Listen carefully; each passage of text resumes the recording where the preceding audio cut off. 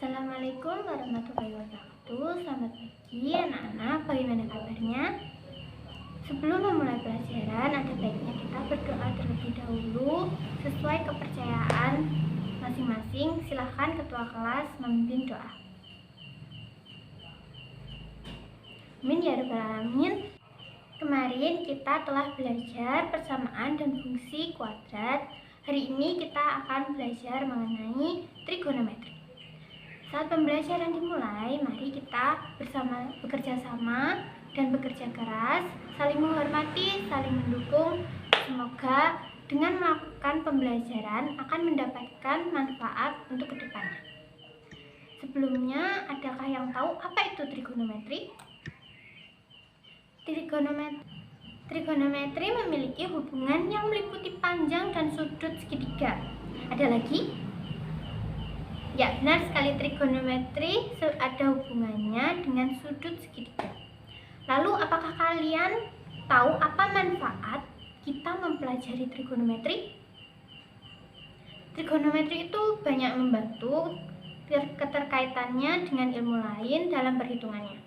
Misalnya pada bidang astronomi, trigonometri bermanfaat, dapat menentukan ukuran benda-benda langit, begitu pula jaraknya.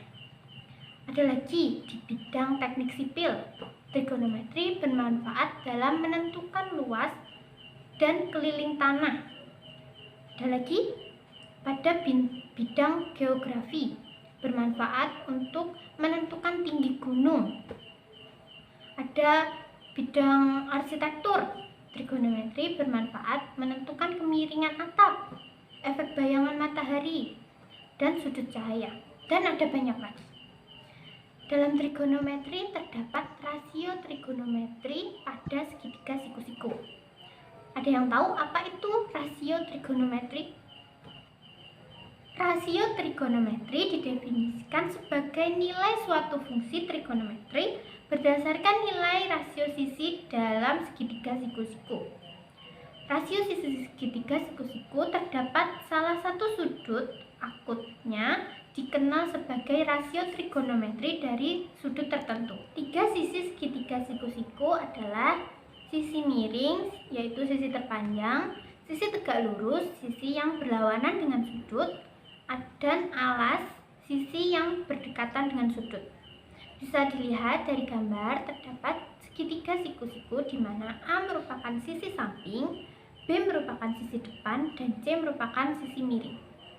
Yang pertama ada sin alfa sama dengan perbandingan sisi depan atau B dibagi sisi miring atau C. Yang kedua ada cos alfa sama dengan perbandingan sisi samping atau A dibagi sisi miring atau C.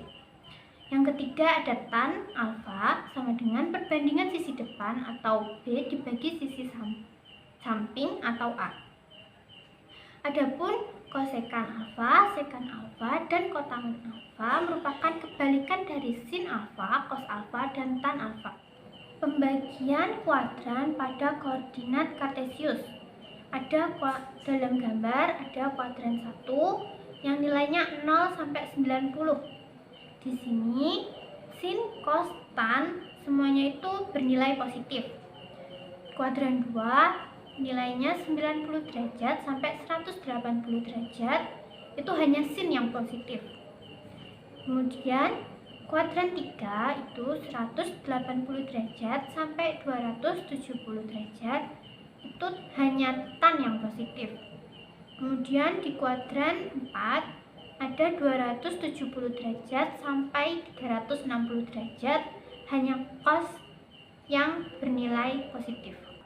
Contohnya, diketahui sin A sama dengan 8/17 dan tan B sama dengan 5/12. A sudut tumpul dan B sudut lancip. Penyelesaiannya, A lebih dari 90 derajat dan A kurang dari 180 derajat. Sin A sama dengan 8/17. Sin tadi sisi depan per sisi miring. Kemudian kita gambar 8 merupakan sisi depan dan 17 merupakan sisi miring. Sehingga kita menggunakan rumus Pythagoras itu sama dengan akar 17 kuadrat dikurangi 8 kuadrat sama dengan akar 289 dikurangi 64 sama dengan akar 225. Akar dari 225 itu 15. Selanjutnya kita mencari B. B itu lebih dari 0 derajat dan kurang dari 90 derajat. Tan B sama dengan 5/12. Tan tadi sisi depan per sisi samping. Kita gambar. Sisi depan itu 5 dan 12 itu sisi samping.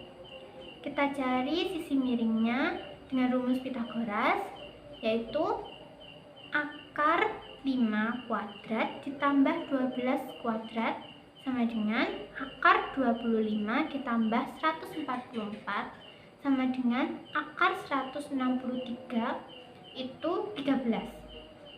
Jadi cos A sama dikurangi sin B sama dengan negatif 15/17 dikurangi 5/13. Jadi cos A dikurangi sin B sama dengan negatif 195 dikurangi 85/221. Sehingga cos A dikurangi sin B sama dengan negatif 280/221. Kemudian kita lanjutkan sudut-sudut berelasi. Apa sih relasi itu? Relasi itu adalah hubungan atau kawan. Suatu relasi sudut-sudut yang berelasi dengan sudut lainnya. Sebelum itu masih ingat kuadran 1, kuadran 2, kuadran 3, dan kuadran 4. Bagaimana penyelesaian atau contoh soal? Misal, cos 120 derajat. Berapa?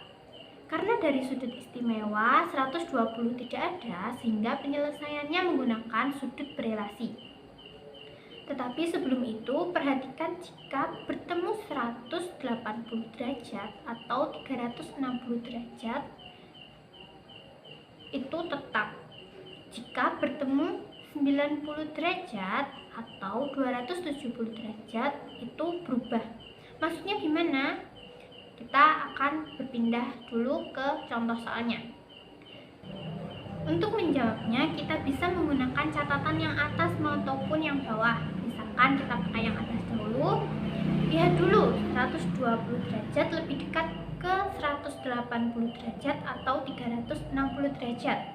Karena 120 derajat lebih dekat dengan 180 derajat, jadi cos 120 derajat sama dengan cos 180 dikurangi 60 derajat. Kita lihat nilai akhirnya 60 derajat. Jadi nilai dari cos 120 adalah cos 60 derajat. Dan karena bertemu dengan 180, maka yang tadinya cos tetap cos. Jika sin tetap sin, itu yang disebut tetap. Selanjutnya kita lihat plus minusnya. Kita lihat 120 derajat berada di kuadran 2, sedangkan di kuadran 2 nilai plus positif hanya sin.